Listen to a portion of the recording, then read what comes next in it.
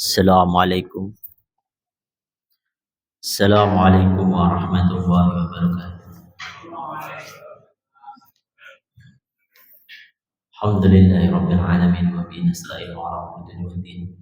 Wassalatu wassalamu ala asrofil anbiya'i wal mursalin sayyidina wa maulana Muhammadin wa ala alihi washabbihi ajma'in. Alhamdulillah, pada subuh yang berbahagia ini kita diberikan rezekinya, daya inayahnya untuk sampai ke masjid ini untuk menjalankan sholat subuh berjamaah, karena tidak semua orang diberikan taufik dan hidayahnya diizinkan untuk bisa melakukan subuh berjamaah. Di antara fadilahnya banyak, tapi tidak semua orang muslim diberikan kekuatan al-quwata untuk bisa menjalankannya. Maka untuk menyempurnakan sunnahnya, kita kajian pada pagi hari ini dan menambah ilmu sama Bismillahirrahmanirrahim. Melanjutkan makalah ke-10 al-a'malu suwarul qa'imah wa arwahuha wujudu sirril ikhlas fiha. Jadi amal itu seumpama jasadnya atau hardware-nya, sedangkan ikhlas itu ruhnya, software-nya.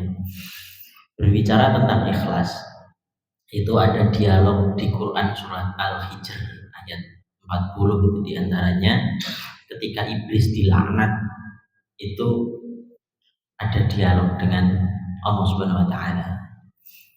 Maka berjanji iblis akan menyesatkan sebanyak-banyaknya dan memperlihatkan bahwa mengumbar nafsu, syahwat dan lain-lain itu merupakan keindahan dan kenikmatan di dunia. Maka iblis berjanji untuk bersumpah akan menyesatkan sebanyak-banyaknya, tapi Allah menjawab. Di situ Allah juga berfirman bahwasanya illa ibadaka minhumul mukhlasin. Mukhlasin ini berkaitan dengan ikhlas. Tapi dalam ilmu lughawi ada mukhlisin, ada mukhlasin. Keikhlasan itu ada 3 level.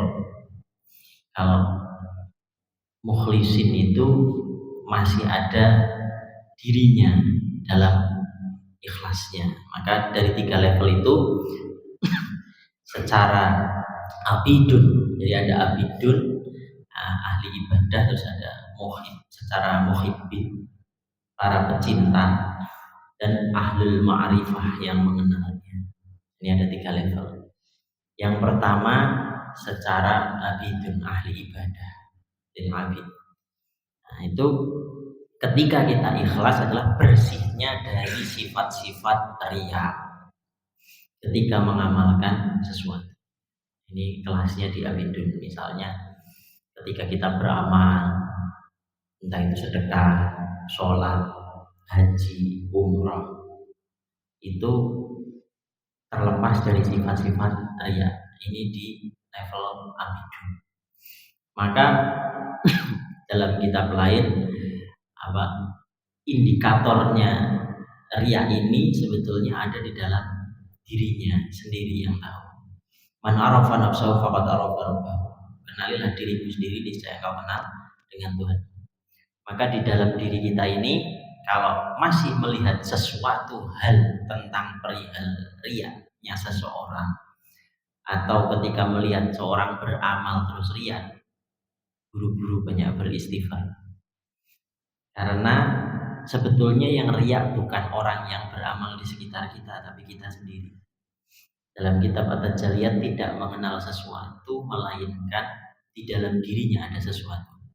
Jadi misalnya kita lagi di jalan, naik motor, naik mobil, terus tiba-tiba ngelihat orang lagi sedekah, terus celetuk di hati, padahal celetuk dong, nggak sampai ke lisan. Itu kok orang kok sedekahnya kayak gitu ya? Riya itu mah. Nah itu riya. Dirinya yang riya, orang yang sedekah belum tentu. Jadi hanya orang yang riya yang mengetahui riya dirinya. Jadi misalnya kita juga mau sedekah, nggak takut saya kalau sedekah nanti di keramaian takut riya, itu riya kan? Karena dia mengucapkan itu berarti dia mengenal ria, dirinya sebetulnya sedang ria. Jadi ketika kita misalnya saya itu sebetulnya nggak mau sombong, nah itu sombong sebetulnya. Itu sudah sombong. Karena apa?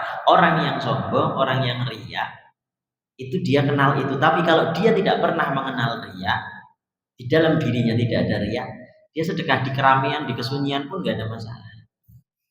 Makanya salah satu pesannya Sayyidina Ali bahkan, aku beramal atas 4 hal ketika bersedekah. Pertama, di kesunyian. Lakukanlah 4 hal ini dalam seumur hidupmu minimal sekali, kata Sayyidina Ali. Pertama apa? Bersedekahlah di kesunyian. Orang nggak tahu sedekah. Terus bersedekahlah di keramaian. Jadi ketika orang tahu kamu bersedekah. Terus yang ketiga di finnahar, ketika siang, ketika pagi sedekah.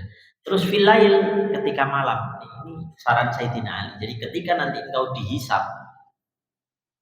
dalam kelompok 4 ini, nanti kau akan dihadirkan semua. Artinya apa? Bukan standarnya riya itu hanya di kita sembunyi sedekahnya atau apa, bukan. Tapi standarnya ada di sini. Jadi kalau misalnya wah saya itu mau sedekah tapi takut riya, itu riya. Jadi waspada. Ketika ada muncul pernyataan itu segera beristighfar, secara hakikat itu dinyatakan riya. Misalnya contohnya kita kemarin di medsos ada sedikit bercandaan, pinjam dulu 100 itu. Kalau di Indonesia bisa ketawa, bisa jadi lelucon. Kalau kita bercanda itu misalnya di Malaysia atau di Amerika, mereka nggak paham itu bercandaan. Artinya apa? Karena di dalam diri mereka tidak ada itu. Atau bercandaan mungkin yang anak muda bawa ke orang tua misalnya, nggak connect. Kenapa? Karena tidak ada software yang rekam itu sebagai pola bercandaan. Misalnya seperti itu. Sama dengan riya. Ketika kita tidak pernah tahu riya, di dalam diri kita tidak riya, maka dia tidak ada riya. Jadi ketika melihat orang kok sedekah di keramaian, ngelihatnya cuman orang itu dermawan, orang itu baik. Jadi yang dilihat baik semua. Tapi ketika di dalam diri kita kok melihat, ketika ada orang sedekah terus langsung wah riya itu. Terus ada orang berbuat baik langsung suudzon aja. Nah, itu kita yang harus membersih diri. Ini di makom baru abidun. Jadi ketika kok kita melihat sesuatu orang, misalnya tetangganya lah beli mobil baru terus langsung wah itu hasil korupsi, itu sebetulnya kita yang punya kotoran-kotoran, ada niat pengen korupsi cuman tidak ada kesempatan. Seandainya diposisikan di posisi jabatan tersebut, mungkin kita korupsi malahan. Jadi nyimpen itu di situ. Jadi segala sesuatu yang dilakukan orang lalu kita tuduhkan, itu sebetulnya ada di dalam diri kita. Nah, maka para aulia ketika dia muncul gambar-gambar buruk di dalam dirinya, melihat sesuatu maka dia langsung beristighfar. Makanya min ahlul kasyaf mukasyafah pun, yang dia mukasyafah ma'rifatul apa kepada Allah, bukan ma'rifatul syaitan, syayatin, itu ketika dia dibukakan kasyafnya, misalnya melihat saudaranya, tetangganya punya aib sesuatu, dibukakan sama Allah, dia malah istighfar, takut. Misalnya rahasia-rahasia orang lain dibukakan oleh dia sama Allah, itu takutnya minta ampun. Astagfirullahaladzim, ya Allah, ini apa pentingnya buat saya? Apakah ketika diperlihatkan aib orang ini akan menambah iman saya? Apakah ketika diperlihatkan aib orang ini terus saya nanti semakin dekat denganmu ya Allah? Istighfar, takut dia. Makanya Al-Imam Abu Hanifah itu pernah suatu ketika beliau habis sholat terus melihat rahasia dari muridnya sama dari beberapa jamaahnya, melihat dibuka kasyaf sama Allah, itu istighfar langsung, astagfirullahaladzim, astagfirullah. Ya ini kenapa? Kalau ini dari setan tolong hilangkan, saya tidak perlu itu. Ini orang alim seperti itu. Tapi beda dengan orang-orang yang dia tidak mempelajari ilmu, justru dia zikir untuk ngejar biar mukasyafah, biar tahu rahasia orang, biar dilihat bahwa dirinya oh bisa melihat ini, bisa melihat itu salah. Kalau dalam segi ma'rifat, ilmu tasawuf itu enggak bahasa enggak kereken gitu. Kalau bahkan di makalah yang lain dalam hikam itu kayak apa ya? Kalau kita nyuci pakaian keluar buihnya, apa ada buih itu dipungut? Nggak ada dipungut. Jadi artinya ketika seseorang dibukakan, bahkan oleh Allah dibukakan rahasia-rahasianya pun, sir-sirnya, dia tidak akan fokus ke situ, tapi fokusnya kepada Allahnya. Jadi ketika dia fokus beramal soleh hanya kepada Allahnya, inilah ikhlas. Nah, membersihkan dari riya-riya tadi. Nah, yang kedua, maqamat ikhlas itu ada namanya muhibbin, para pencinta. Ini seperti makomnya Robiatul Adawiyah. Jadi jika aku memang beribadah karena takut nerakamu, sudah taruh saja saya di neraka. Tapi izinkan aku untuk berzikir kepadamu, sholat kepadamu di neraka. Tapi jika ibadahku karena surga, maka bakar saja surga itu. Tapi jika ibadahku karena aku rindu kepadamu ya Rabb, maka jangan palingkan wajahmu untuk melihatku walaupun hanya sesaat. Nah, ini para muhibbin. Ikhlasnya ketika dia beribadah orientasinya agar dilihat Allah saja. Nah, kalau yang tadi membersihkan dari riya, yang makom pertama ikhlasnya. Nah, yang dijanjikan oleh Allah dalam Quran surat Al-Hijr ayat 40 itu illa ibadaka minhumul mukhlasin. Nah, mukhlasin itu di atasnya mukhlisin. Mukhlisin juga ikhlas. Tapi ada mukhlasin di situ di antara. Maka mukhlasin ini apa? Terlepasnya dari segala ego yang ada di dalam dirinya. Jadi ketika dia beramal soleh, maka yang ada hanya Allah. Artinya apa? Dirinya sebagai pelaku pun telah lenyap, sudah tidak jadi subjek. Makanya ketika kita sholat, kayak tadi panggilan sholat itu kan, hayya 'alas sholat, hayya 'alal falah, dijawab la haula wala quwata illa billah. Apa maknanya? Ketika kita bisa sampai ke sini, bisa sholat, itu karena la haula wala quwata illa billah. Sehingga apa? Menghilangkan segala sesuatu merasa bahwa aku kuat, aku bisa bangun pagi, itu hilang semua.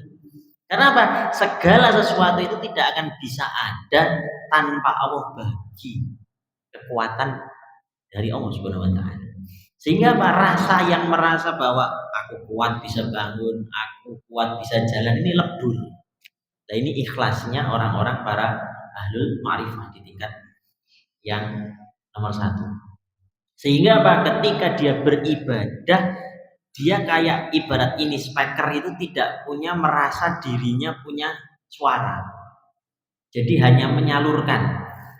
Ketika misalnya penceramah bilang A, ini A bunyinya, B, B. Artinya apa? Tidak ada resistensi antara yang berbicara dengan yang dikeluarkan suaranya.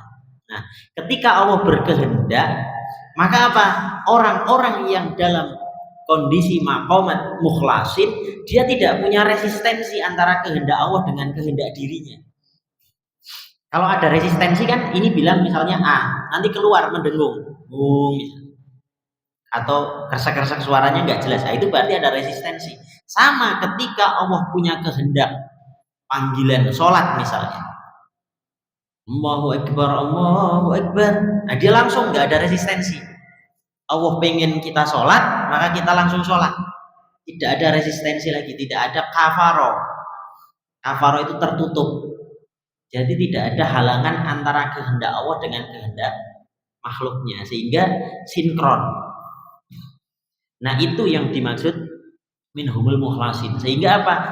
Ketika seseorang hamba, makanya dalam doanya Syekh Ibnu Athaillah ini diantaranya ketika ditanya, ya Syekh, bagaimana terus cara kita berdoa? Lalu ditanya, beliau menjawab, sesungguhnya aku berdoa agar Allah menghilangkan kehendakku menjadi kehendaknya.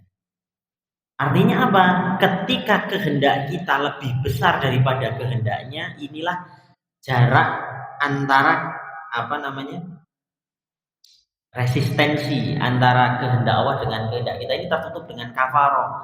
Makanya dalam syairnya almarhum Gus Dur itu, kafire dhewe enggak digatekke sering ngafirke marang liyane. Maknanya apa? Kafir-kafir kita ini kafaro, tertutupnya kita dari kehendak Allah yang maunya seperti ini, kita mencoba untuk meresistensi. Contoh, ada azan, kehendak kita masih nanti dulu meeting dulu, nanti dulu mau mulai sebentar. Jadi ketika ada panggilan azan, ada resistensi lain, ada kehendak lain. Atau misalnya jatahnya mau sedekah atau zakat, yang wajib aja dulu. Zakat sudah jatuh nisab dan haul. Kehendaknya ya harusnya kehendak Allah ini ya berarti harus dikeluarkan zakatnya. Tapi kehendak diri kita, sayang ini zakatnya kok 100 juta, tak putar dulu setahun. Nanti tahun depan nggak apa-apa lah, 2 kali lipat atau apa. Itu berarti ada resistensi, ada kehendakku yang menghalangi untuk melakukan ibadah, untuk menjalankan perintahnya. Maka apa? Seseorang yang dia mau naik ke illa ibadaka minhul mukhlasin, maka apa? Dia harus melebur kehendak-kehendaknya. Maka untuk melebur kehendaknya, para mursyid biasanya mengarahkan diantara apa? Riyadhah itu latihan, pelatih.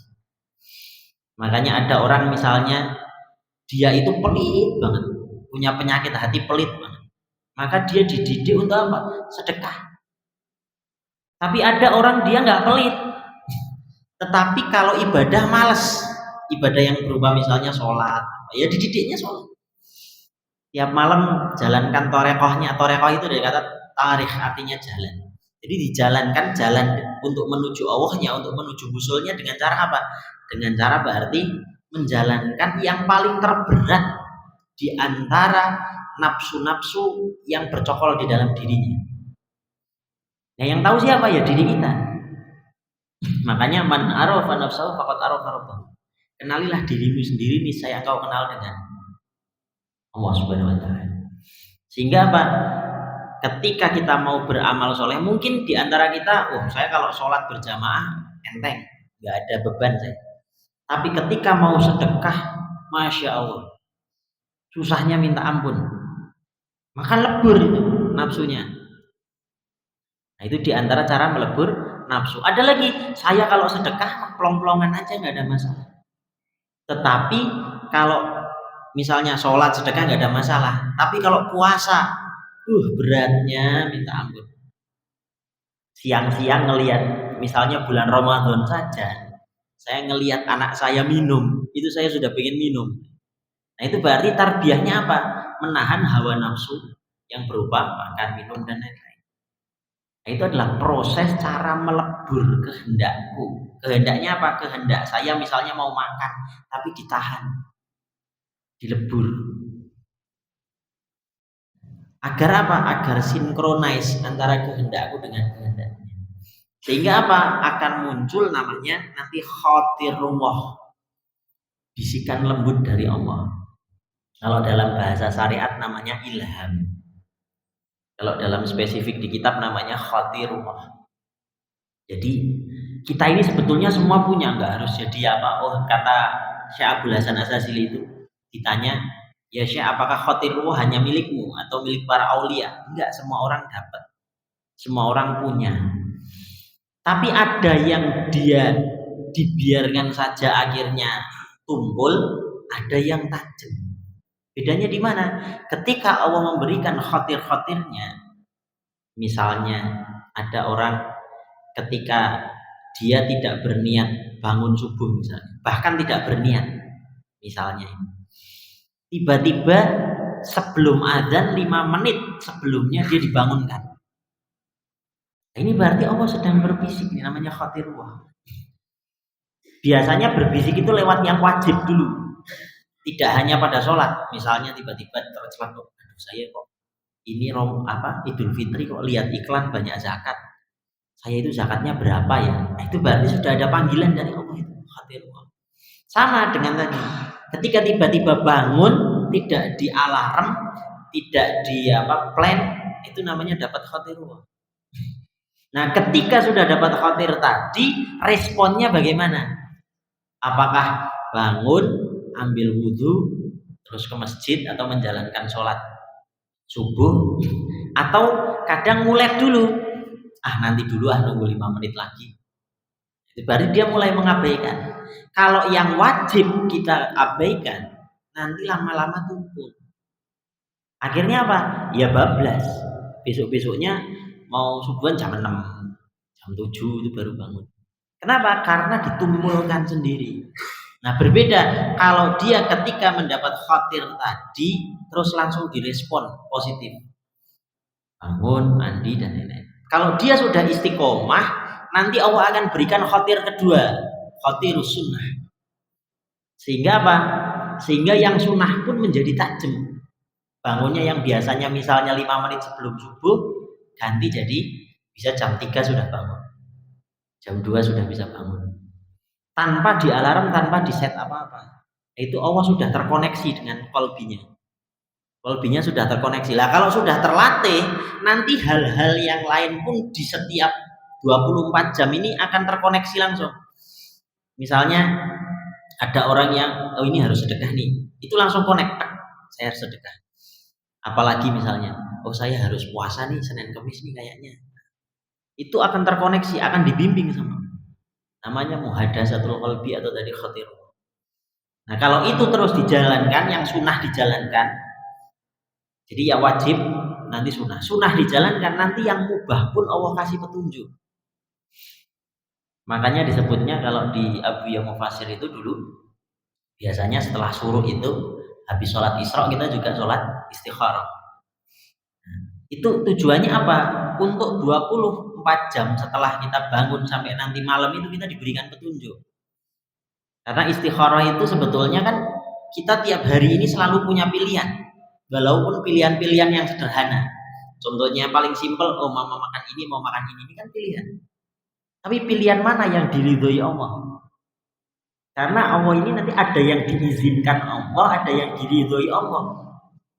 Kalau kebanyakan kita hanya makan sesuatu yang halal saja tapi tidak diizinkan Allah, hanya diizinkan Allah tapi tidak diridhoi Allah, jadinya penyakit. Kenapa bisa muncul penyakit? Misalnya ada diabetes, ada hipertensi. Karena apa? Kita kadang memilih pilihan yang tidak Allah ridhoi, over. Karena halal harus ketemu dengan thayyib, misalnya seperti itu. Maka apa? Orang-orang yang dia selalu beristikharah di dalam dirinya, kalau dicontohkan secara syariat ya ketika pagi itu istikharah. Kalau di Abu Ya itu dulu, jadi habis syuruk nanti sholat istikharah. Nah, itu tujuannya apa? Tujuannya ketika kita ketemu perkara-perkara mubah di jalan, entah itu perkara makan, perkara yang simpel-simpel, itu Allah kasih petunjuk mana yang baik untuk diri kita, yang thayyib untuk diri kita, maupun yang tidak. Bahkan dalam skala misalnya apa? Kita mau berbisnis, ketemu klien, ketemu apapun, itu Allah akan kasih petunjuk. Ini jangan, ini jalan. Itu nanti Allah kasih petunjuk. Ketika yang wajib dan yang sunnah kita ikuti kehendak Allah, maka yang mubah pun Allah kasih petunjuk. Ini bahaya untukmu, ini tidak. Sehingga apa? Akhirnya berhati-hati. Bahkan akhirnya dengan perkara yang subhat pun berhati-hati. Sehingga apa? Hidupnya nanti jadi teratur sesuai siklus syariatnya. Makanya syariat itu dibuat sebetulnya adalah siklus jalan, tarikh menuju dia. Makanya kan seluruh alam semesta ini kan muter pada porosnya. Itu syariat. Al-awalu wal al-akhiru innalillahi wa inna ilaihi raji'un, itu darinya kembali ke dia. Makanya planet itu semua gugusan sampai ke proton, elektron, neutron yang paling kecil satu. Itu tawaf semua. Itu siklusnya seperti itu. Nah, ketika kita keluar dari garis edarnya, kalau alam semesta kan sudah ditata ini, semua tidak punya kehendaknya sendiri, berporos pada kehendak Allah semua, sehingga tidak ada matahari terbitnya telat itu jam 8 misalnya, enggak ada. Nah, kalau kita diberikan kehendak sendiri tapi disuruh melebur itu agar mengikuti kehendak Allah Subhanahu wa taala. Kalau keluar dari kehendaknya disuruh apa? Taubat. Taubat itu dari kata tabah, artinya kembali. Berarti apa? Kembali ke jalur edarnya syariat. Misalnya kita sholat, ya harus ikuti aturannya Allah. Sholat misalnya subuh tadi sekitar jam 5. Kalau kita bikin aturan sendiri, lah sholatnya subuh jam 7 misalnya. Nah, itu keluar dari jalur edar itu. Pasti hidupnya akan bermasalah. Atau misalnya apa? Sholat zuhurnya, saya mau pepetin aja biasanya. Asarnya jam 3:15, sholat zuhurnya jam 3 misalnya. Fawailul lil musallin an sholatihim sahun. Akhirnya apa? Karena dipepet-pepet ini membuat aturan-aturan sendiri. Nah, ketika membuat aturan sendiri, jangan heran misalnya planet kalau dia keluar dari edarnya pasti tabrakan. Sama hidupnya nanti pasti mulai bertabrakan dengan apapun. Jadi kalau hidup kita, kok hidupnya mulai bermasalah ini. Nah, coba koreksi. Ada syariat apa yang kita langgar? Ada syariat apa yang tidak saya lakukan? Sehingga itu membuat masalah dalam diri. Contoh misalnya dalam kitab yang lain, ada seseorang syekh itu ditanya, "Syekh, saya kok matanya mulai rabun. Ada solusi nggak, Syekh?" Lalu dijawab, "Coba perhatikan bagaimana engkau sholat. Apakah ketika engkau sujud, ketika mulai sholat, matamu melihat porsinya tidak? Kan ada yang sholat matanya kemana-mana. Nah, itu mengakibatkan apa? Yang harusnya mata ini sujud menyembah Allah, atau misalnya sujud dalam kondisi merem misalnya, nah, itu akan bermasalah. Karena apa? Tidak sesuai pada siklus syariatnya. Atau misalnya ada gangguan di bagian punggung. Ada yang tanya, "Syekh, ini kok punggung saya bermasalah. Coba posisi porsi rukuknya bagaimana?" Maka sebetulnya sholat ibadah itu apa? Kebutuhan kita sendiri. Karena apa? Seluruh di dunia ini tidak sholat, Allah tidak turun kemuliaannya. Atau seluruh dunia ini sholat ibadah semuanya, Allah juga tidak bertambah kemuliaan. Maka yang butuh siapa? Kita sendiri. Sebagai apa? Sebagai bukti tidak adanya resistensi antara Allah dengan kita. Maka ketika kita beribadah, itu adalah konektivitas antara hamba dengan Tuhannya. Nah, ketika ada hambatan, resistensi, nah itu yang permasalahan, itu yang disebut kafir dewi, nggak diperhatikan tetapi sering mengkafirkan orang lain. Kadang kita punya resistensi itu, kehendak ini, kehendak itu, yang akhirnya apa? Tidak sesuai dengan kehendak Allah, maunya Allah Subhanahu wa taala. Sehingga apa? Akhirnya keraslah hati ini, tidak ketemu qalbun salim. Padahal tanda min aktsari sujud, tanda bekas sujud diantaranya qalbun salim. Makanya ibadah pun kalau tidak ketemu titik itu bahaya, segera banyak beristighfar. Jadi kalau kita udah sholat, tapi kok hati kita kemelasah, belum tenang, sholat lagi. Kalau sudah sholat wajib, sholat sunnah kok belum tenang, sholatin lagi sunnah lagi. Belum tenang lagi, sholat sunnah lagi. Kok saya belum ketemu khusyuk, sholat lagi. Sampai ini ketemu tenangnya. Karena apa? Tanda diantara orang bisa masuk surga, diantaranya cirinya itu. Islam, salam. Kalau hatinya masih bergemuruh, sholat lagi. Banyak ibadahnya. Karena apa? Itu tandanya qalbun salim adanya di situ. Yang tahu siapa? Ya diri kita sendiri. Kok saya sudah sholat tapi kok masih takut kalau ketemu debt collector misalnya. Kok saya masih sholat tapi kok saya masih terlilit riba misalnya. Sholat aja. Karena apa? Kalau ini sudah tenang, otomatis Allah akan bebaskan itu perkara-perkara yang mempersulit dirinya. Karena apa? Siklusnya sudah masuk siklus jalurnya, syaratnya. Wallahu a'lam bishawab. Jam suruhnya jam berapa ya? Jam 6 ya? Nah, kita sekarang sudah di Makalah 10, sudah selesai. Mungkin ada pertanyaan dari jamaah, monggo. Sambil menunggu syuruk mungkin ada pertanyaan.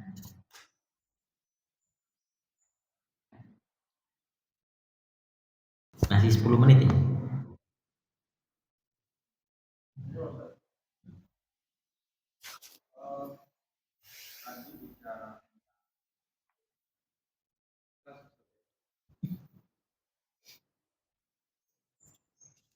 Yang berat itu kan tatarannya adalah di tataran praktek. Ya, kalau Ustadz bilang kan syariat itu tatarannya, kalau bahasa saya mungkin kembali kampanye itu orang lari ya, trackingnya Allah itu ya syariat, kemudian ini. Nah, namun dalam hidup ini kan ya kalau mungkin orang yang uzlah sih gampang-gampang aja ya meninggalkan semua. Kadang-kadang kan ada orang yang memutuskan uzlah nih, gila, sehingga melepas semuanya sehingga bisa lebih gampang, walaupun juga nggak gampang juga sih bahasa. Nah,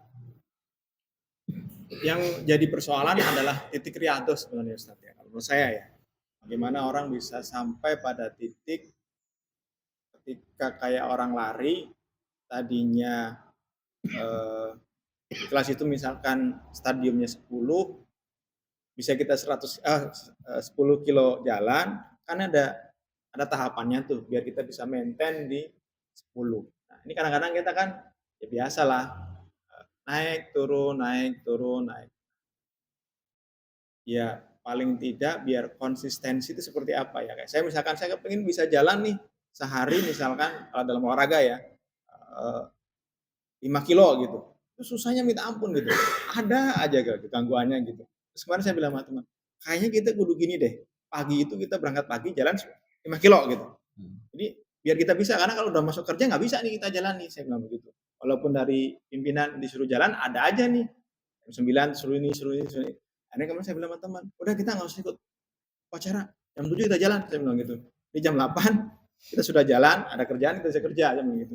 Nah kita ya juga sih gitu. Apa harus seperti itu gitu saat pada titik? Ya udah deh kalau memang harus nih, ya kudu kalau bahasa kita dialokasikan, dipaksain gitu. Itu bijak atau tidak, atau itu berlebihan gitu. Bismillahirrahmanirrahim. Allahu sami'un alim. Jadi butuh riyadhah tadi itu kan dilatih. Jadi dilatih ini kalau tadi bicara nyinggung tentang uzlah, jadi khalwah itu ada dua. Khalwah itu yang namanya bercumbu, berdua-duaan dengan Allah. Khalwah itu berdua-duaan. Kalau dari segi bahasa, jadi khalwah yang dimaksud berdua-duaan dengan Allah. Maka ada dua, ada khalwah bil uzlah, ada khalwah bil jalwah. Khalwah bil uzlah apa? Kita menarik diri tidak ketemu manusia, pikiran aja, ibadah saja. Seperti Rasulullah di Gua Hiro, itu namanya khalwah bil uzlah. Tapi ada khalwah bil jalwah. Khalwah bil jalwah itu gimana? Rasulullah itu bergaul sama orang, berdagang konkret, tetapi hatinya tidak pernah putus dari Allah. Ini namanya khalwah bil jalwah. Kalau bahasa orang Jawa namanya toko rame. Jadi keramaian tapi dalamnya toko. Justru kadang orang yang uzlah itu kadang malah dalamnya kadang bergemuruh. Contoh, dia tidak bertemu orang, tapi di sini ya Allah, kalau mau makan enak ya kayaknya. Nah ini justru tidak uzlah beneran. Karena apa? Dia wujudnya di dalam kamar, wiridan, zikir, tapi hatinya kemana-mana. Ini bukan uzlah yang beneran malah. Jadi uzlah itu benar-benar harus ininya dijaga. Nah, tapi pelatihan nggak ada masalah tadi. Ya. Terus ditanya, bagaimana cara latihan ikhlas itu? Kan ada etape-etapenya. Etape yang pertama tadi mengikis riya. Nah, mengikis riya itu gimana? Kalau ada muncul misalnya riya, atau tadi misalnya orang itu kok riya nih, atau orang itu kok sedekah kok di keramaian nih kayaknya riya nih, atau perkara-perkara yang lain selain riya. Artinya ada muncul selentingan suudzon, langsung istighfar. bahkan ketika kita istighfar. Kalau bahasa ulamanya namanya mengistighfari istighfar. Loh, istighfari istighfar. Jadi di dalam istighfar itu kadang muncul riya juga. Saya sudah istighfarnya sehari 10.000, istighfari itu 10.000 itu. Jadi istighfarnya diistighfari. Biar apa? Tidak meriakan istighfar. Artinya apa? Ketika kita muncul rasa keakuan, langsung dilebur saat itu juga. Latihannya seperti itu. Jadi nggak muncul, makanya para aulia itu, para ulama itu misalnya nih lagi jalan dia riyadhah. Dulu Syekh Abdul Qadir Al Jailani itu kan riyadhahnya jalannya itu bisa sampai 11 tahun. Jadi musafir itu. Nah, ketika proses di perjalanan itu, kadang di jalan itu kan melihat fenomena banyak. Ada orang lagi ke pasar sedekah, terus muncul nih, ih orang itu riak, langsung astagfirullahaladzim, astagfirullahaladzim, astagfirullahaladzim. Saya kok masih punya riak. Terus lagi ada orang misalnya ngasih statement, alhamdulillah ya saya itu sedekahnya 1 miliar. Sombong. Nah, ketika kita ngomong si fulan sombong, istighfar langsung astagfirullahaladzim, astagfirullahaladzim. Aku kok masih tahu sombong, berarti aku punya sombong. Nah, ini begitu. Maka ada salah satu ibrohnya Nabi Isa alaihissalam. Nabi Isa alaihissalam itu pernah dicaci maki sama kaumnya. Dasar penyihir, dasar anak zina dan lain-lain. Lalu apa jawaban Nabi Isa? Jazakumullah khair. Lalu ditanya para murid-muridnya, ya Isa, kenapa engkau kok menjawabnya jazakumullah? Semoga Allah balas kebaikan. Kata Nabi Isa, mereka mengeluarkan isi hatinya, sedangkan aku tak cari kata-kata kotor itu, nggak ketemu dalam hati. Ketemunya jazakumullah khair. Sehingga apa? Aku mengeluarkan isi hatiku, mereka mengeluarkan isi hati mereka. Sebab apa? Nabi Isa di dalam hatinya tidak mengenal kata-kata kotor. Nah, maka ketika kita kok masih bisa mengeluarkan kata-kata istighfar astagfirullahaladzim, berarti saya masih punya hati yang kotor. Jadi ketika masih misal lagi nyayat mobil, selip keluar kata-kata kotor kan, ya langsung istighfar astagfirullahaladzim, berarti saya punya kata-kata. Diselip lagi, dasar apa gitu kan keluar. Nah, maka istighfar itu. Ya itu cara melatihnya seperti itu. Nanti lama-lama hilang. Lama-lama hilang, lebur itu. Sehingga apa yang keluar hanya baik-baik saja. Berarti ketika itu baik-baik saja, maka terkoneksi langsung dengan Allah perkara yang baik-baik saja. Nah, kalau sudah terkoneksi perkara yang baik-baik saja, maka apa? Kata Abu ya, kalau kamu tidak mau yang haram, Allah pasti kasih yang halal. Kalau sekarang kan statementnya ada misalnya, yang haram aja susah, apalagi yang halal. Akhirnya apa? Dikasihnya haram terus.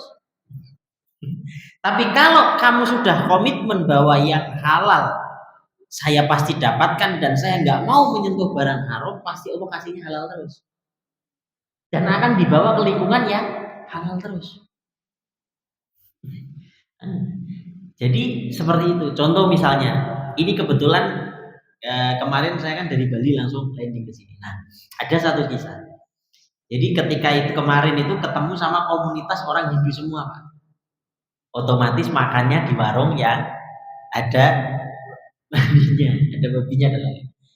Kita ini sebetulnya udah lapar banget kalau bahasanya. Udah lapar banget. Tapi nggak boleh ini haram ya, dijaga. Ya disodorin. Mereka taunya bahwa kalau dimasak misalnya ikan, ayam, asalkan itu berarti halal. Padahal masaknya ditunggu yang sama. Kan kena minyaknya dan lain-lain, kita kan ngerti, waduh gimana ini, nggak apa-apa ini, nggak apa-apa, halal ini bukan babi kok. Iya bukan babi, masaknya ditunggu ya babi. Kita nggak mau yang kita ya memang lapar, tapi akhirnya apa, setelahnya selesai kok belum makan dari tadi, baru akhirnya yang muslim kan, yang apa, ada yang tanya, muslim ya, iya kok nggak mau makan, itu kan halal, itu kan bukan babi. Iya tapi masaknya, mohon maaf karena masaknya di sini saya juga nggak bisa.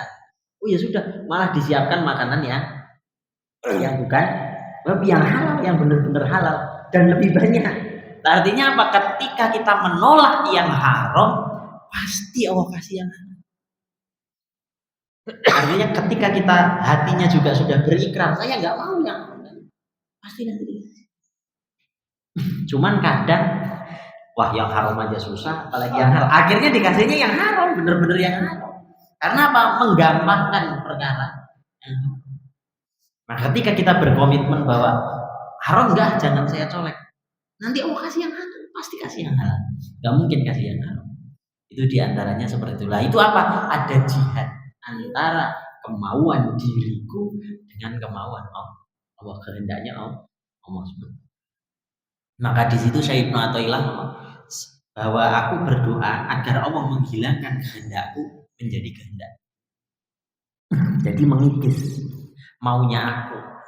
Karena apa? Mauku itu kalaupun di doa atau maupun dia belum tentu kejadian, tapi kalau maunya Allah pasti kejadian. Dan kalau mauku kejadian, misalnya saya mau ingin buat rumah tahun ini, terus kejadian, tapi tidak mengikis dari kata mauku menjadi maunya Allah, maka apa? Munculnya ego.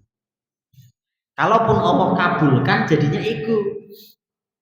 Oh beneran jadi nih rumahnya, wah tuh kan plan saya beres nih. Wah, akhirnya begitu. Jadi ada tepuk dadanya. Tapi kalau nggak kejadian, misalnya, oh saya pengen mau, ya Allah pengen saya bikin rumah tahun ini. Ternyata nggak kejadian.